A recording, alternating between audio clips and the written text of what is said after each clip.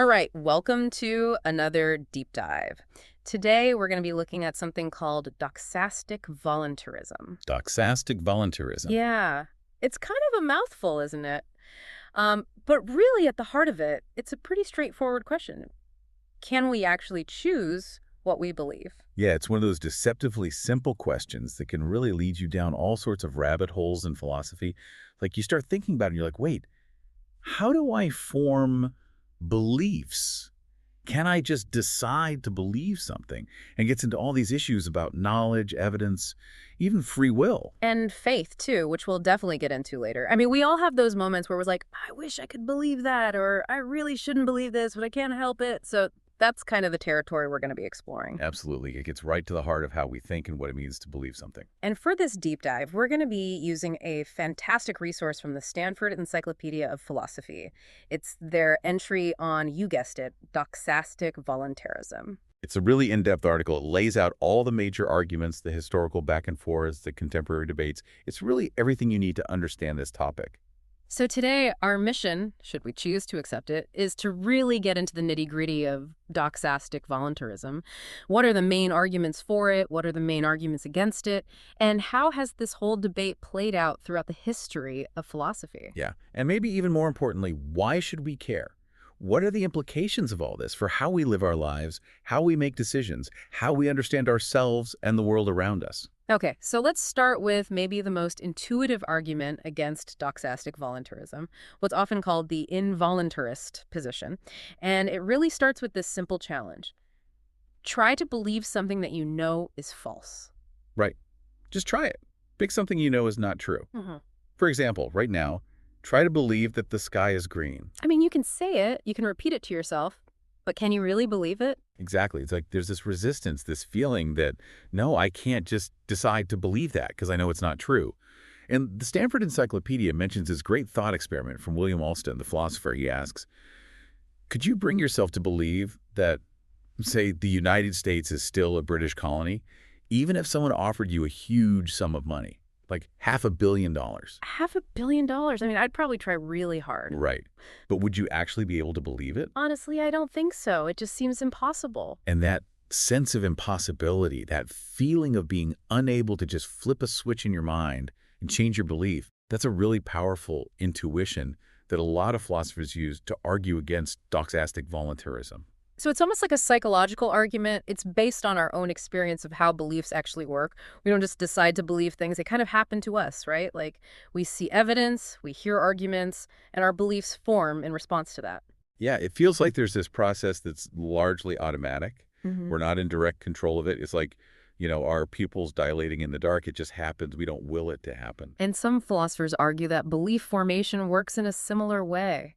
It's a response to the information we're exposed to, not a conscious choice like, okay, I'm going to believe this now. Right. And the Stanford Encyclopedia highlights another argument against doxastic voluntarism that's more conceptual. It gets into the very nature of belief itself. Okay, so what's the argument? Well, it focuses on what's called the truth aim of belief. The idea is that when you believe something, when you say, I believe that P, you're essentially saying that you take T to be true. Belief is supposed to track truth. That's kind of its whole point. Right, I believe the earth is round because I think it's actually true. Exactly. But now imagine that you could just will yourself to believe anything, regardless of whether you thought it was true or not. What would that do to the whole idea of belief? Well, it would make belief kind of arbitrary, wouldn't it? Like, if I could just decide to believe that the earth is flat, even though I have all this evidence that it's round, then my belief wouldn't really mean anything. Right. And that's a point that Bernard Williams, a really influential philosopher, made really forcefully. He argued that if we could just choose our beliefs at will, it would completely undermine the whole point of belief, which is to reflect reality. It would be like having a weather forecast that you could just decide is sunny, even if it's pouring rain outside. Exactly. It just wouldn't make sense. And Barbara Winters, another philosopher, took this idea even further. She argued that it's really hard, if not impossible, to genuinely believe that you believe something while simultaneously knowing that your belief has absolutely no connection to whether it's actually true. So to use your weather forecast analogy, it's like saying, I believe this forecast says it's sunny, but I know that my belief in the forecast has nothing to do with whether it's actually sunny outside. Right. And that creates a kind of cognitive dissonance. It just doesn't seem like a coherent mental state. And the Stanford Encyclopedia also mentions this idea of a cognitive blind spot, which is kind of related. Yeah, that's an argument from Scott Koukouras. The basic idea is that if you're trying to will yourself to believe something, you can't at the same time have a good reason to think that you've actually succeeded. It's like you need to kind of trick yourself into believing it. It's like trying to convince yourself that you're a great singer, even though you know you're tone deaf. You might be able to say it, but deep down you know it's not true.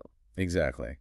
And Pamela Hieronymi adds another layer to this whole debate by looking at the different kinds of reasons we have for our actions versus our beliefs. She argues that our actions are typically driven by practical reasons, reasons for doing something. Like, I have a reason to go to the grocery store because I need food. Right. But beliefs, she argues, are driven by something different. Reasons for thinking something is true. So if you're believing something solely because it would be beneficial or convenient for you, that's not really a good reason for believing it. Because it doesn't address the question of whether it's actually true? Exactly. It's like saying, I believe in climate change because it makes me feel better about recycling. Right. So the involuntarists, those who argue against choosing our beliefs, they seem to have a pretty strong case. I mean, our intuitions about belief, the way belief works psychologically, even the very concept of belief itself, all seem to point away from voluntary control. It's a compelling case, for sure. But as you might expect, philosophers have been debating this for centuries. And there have been plenty of arguments on the other side, too. Okay, so let's dive into the history of Doxastic voluntarism a bit. The Stanford Encyclopedia does a great job of laying out how this whole debate has evolved over time. Absolutely. And it's a fascinating journey, starting all the way back in ancient Greece. So who were some of the early players in this debate? Well, you have Epictetus, the Stoic philosopher, who actually believed that we do have a kind of voluntary control over our beliefs, or at least over what he called opinions, or assent. He thought we could choose to either agree or disagree with the impressions that come to us from the world. So even though I might see something that seems scary, I can choose not to be afraid of it. Exactly. And this idea of having this power over our judgments was a really central part of Stoic philosophy. It's about recognizing that we have a choice in how we respond to the world, even if we can't control everything that happens to us. Okay, that makes sense. But didn't Aristotle, who came before Epictetus, have a different view? Yeah, Aristotle, while acknowledging that we can imagine anything we want, he drew a clear distinction between imagination and belief. He argued that forming beliefs about what's true and false isn't really up to us. It's a response to the evidence and arguments that we encounter. So for Aristotle, belief is more about being persuaded by the world than about imposing our will on it. Exactly. And this difference in perspective between Epictetus and Aristotle really highlights the tension that's at the heart of this whole debate. And what about after the ancient Greeks? How did the debate continue? Well, with the rise of Christianity, you see a new emphasis on the role of faith, which brings its own set of questions about belief and voluntarism. Right, because if faith is about believing in something without necessarily having conclusive evidence for it, then it seems like there has to be some element of choice involved. Exactly. And early Christian thinkers, like Clement of Alexandria, really emphasized faith as a voluntary act of will, a conscious decision to embrace religious belief. And this idea becomes super influential, right? It really does. Thinkers like Augustine, whose writings shaped Christian theology for centuries, really picked up on this idea. He's famous for saying, "Believe so that you may understand," which suggests that belief is a necessary prerequisite for deeper religious insight. So you need to first make the choice to believe in order to then gain understanding. Exactly. And Anselm, another influential theologian, said something similar. "I believe so that I may understand." So for these thinkers, faith isn't just about intellectual assent, it's about an act of the will, a deliberate commitment to believing. Precisely.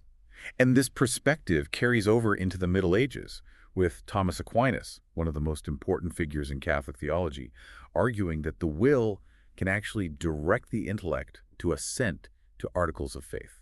So our desire for religious truth can actually influence our beliefs. That's what Aquinas argued. And he even suggested that belief in general is voluntary when we don't have clear and decisive understanding.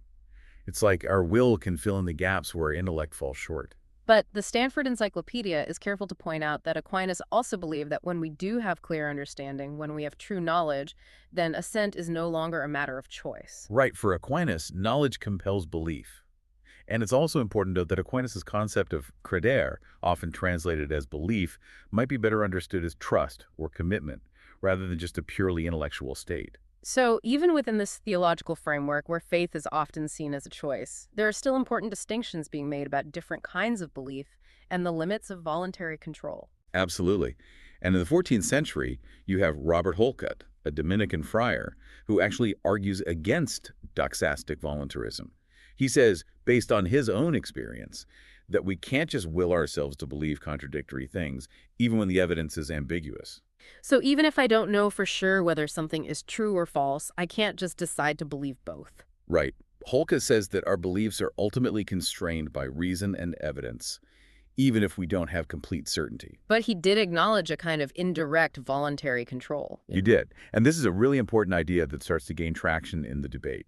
It's the idea that, while we might not be able to directly choose our beliefs, we can still influence them indirectly by, for example, choosing what evidence we expose ourselves to, or how we interpret that evidence. So, like, if I only read news sources that confirm my existing biases, I'm indirectly shaping my beliefs, even if I'm not consciously choosing to believe everything I read. Exactly.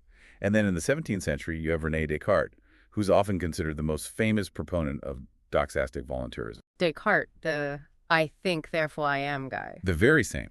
Yeah. And for Descartes, the act of affirming or denying a proposition, what he called assent, was a direct act of the will.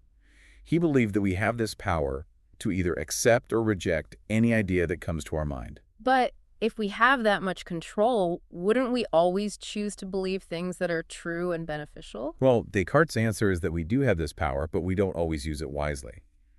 He thought that error in judgment comes from our will, assenting to ideas that aren't perfectly clear and distinct. So it's not that we're lacking the ability to choose true beliefs, it's that we sometimes make the wrong choices. Exactly, and this is all tied up with Descartes' broader views on free will and the nature of the mind.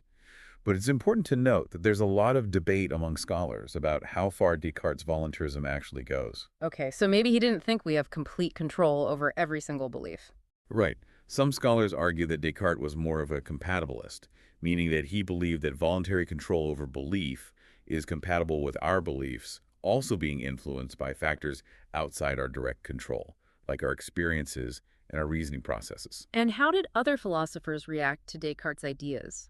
Well, in the early modern period, you see a bit of a backlash against doxastic voluntarism, with thinkers like Locke and Hume arguing that our experience actually shows that our beliefs are largely determined by our perceptions, our habits, and our imagination, rather than by direct acts of will. So it's more about how the world impresses itself upon us than about us consciously shaping our beliefs. Exactly. And Locke even used this idea to argue for religious tolerance, saying that it's wrong to punish people for their beliefs because they can't just choose to believe something different.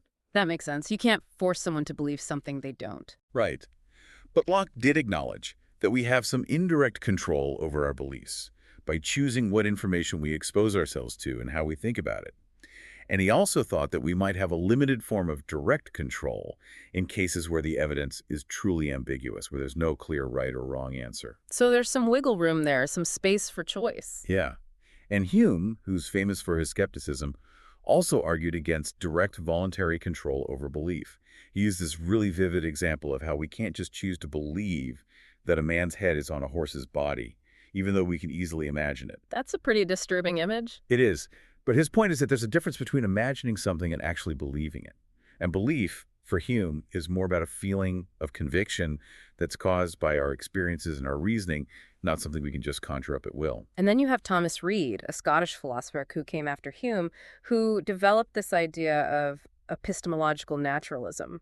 Yeah, Reid argued that our natural belief-forming tendencies, like our inclination to trust our senses, are actually norms that are built into us by nature itself. So it's like we're designed to believe certain things based on our perceptions. Right. And for Reid, these natural beliefs aren't something we choose. They're just part of how our minds are structured. So where does Kant, the giant of German philosophy, fit into all of this? Yeah, Kant also rejected the idea of direct doxastic voluntarism. He famously said that the will can't stand against convincing proofs. Meaning that if you have really strong evidence for something, you can't just will yourself to believe the opposite. Right.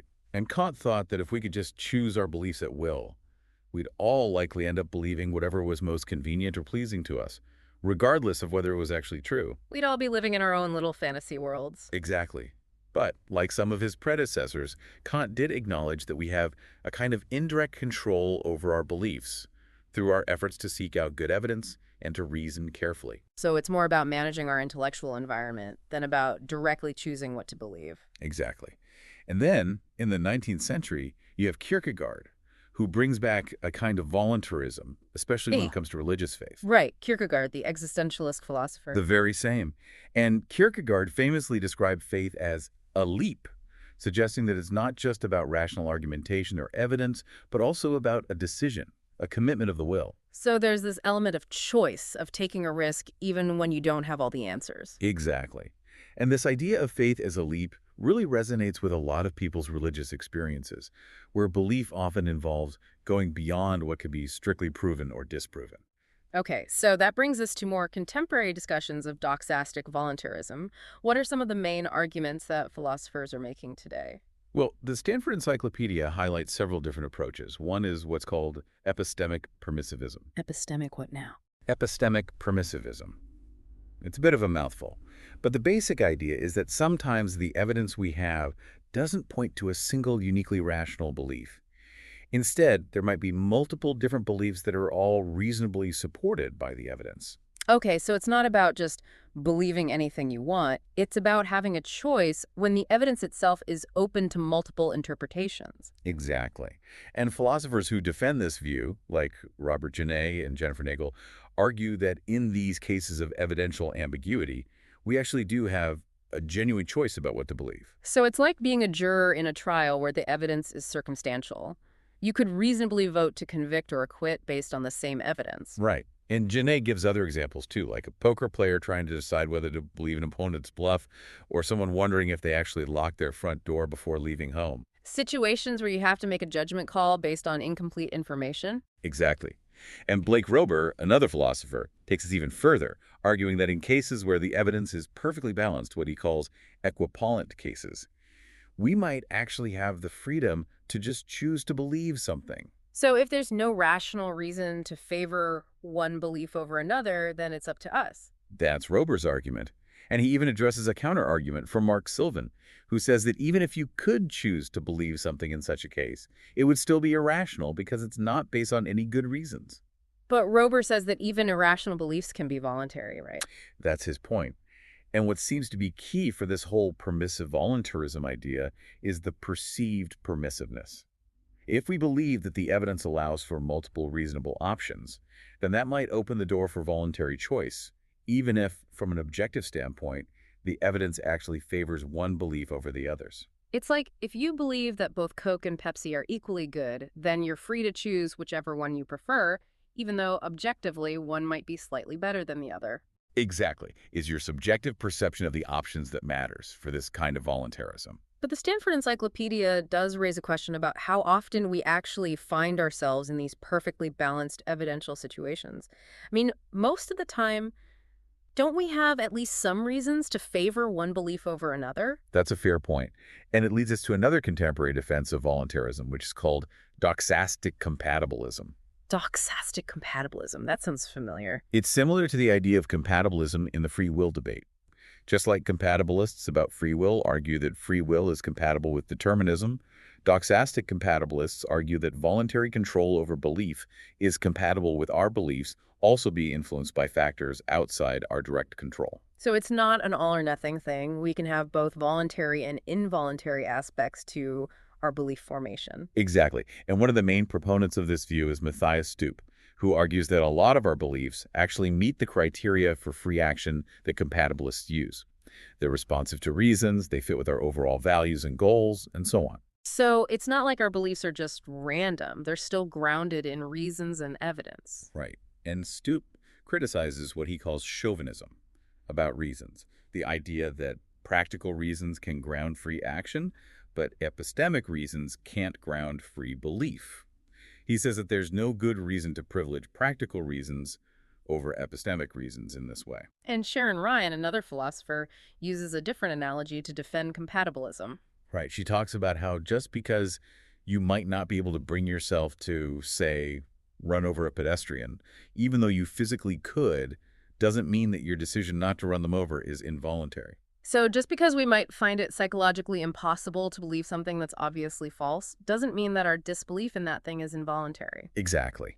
And even some philosophers who aren't fully on board with doxastic compatibilism, like John Gibbons and Clayton Littlejohn, still argue that the way our beliefs are responsive to reasons can make us responsible for them, even if they're not strictly voluntary in the same way that our actions are. So there's a kind of intellectual accountability, even if we don't have complete control. Right. And then there's another line of argument for voluntarism that connects to philosophical skepticism. Skepticism, like doubting everything. Well, not necessarily everything, but at least being willing to question our beliefs. And this approach has roots in Descartes, but it's been developed more recently by philosophers like Brian Weatherson and Trent Doherty. And how does skepticism support voluntarism? The idea is that our ability to doubt our beliefs and then to potentially reconsider and overcome that doubt shows that we have a degree of voluntary control over what we believe. So the fact that I can question my own beliefs suggests that I'm not just passively receiving them, I have some agency in the process. Exactly. And Weatherson uses everyday examples of this, like realizing that a carton of orange juice that seemed full might actually be empty, or that a sports team that's losing by a lot is unlikely to come back and win.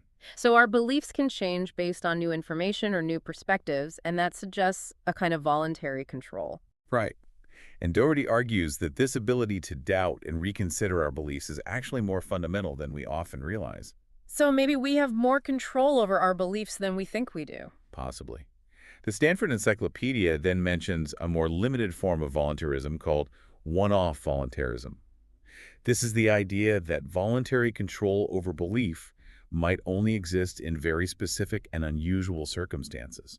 Okay, so like what kind of circumstances? Well, Richard Feldman gives this example of how you can control your belief about whether the office lights are on by simply getting up and flipping the switch. So you're changing your belief through a physical action.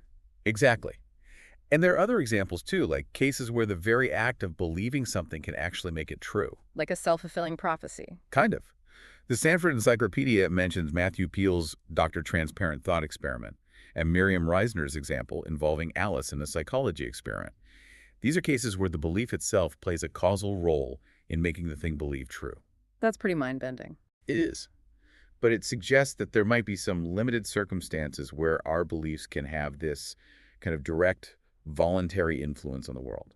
And finally, there are some philosophers who argue for Doxastic voluntarism by proposing alternative ways of understanding what belief itself is. Yeah, thinkers like Matthew Boyle, Martin Aronowitz, and Nico Cullity, among others, have explored these different frameworks where belief is seen as more akin to an action or a commitment than a purely passive state of mind. So instead of belief being something that just happens to us, it's something we do. Right. And if belief is an action, then it seems like it could be voluntary in the same way that other actions are.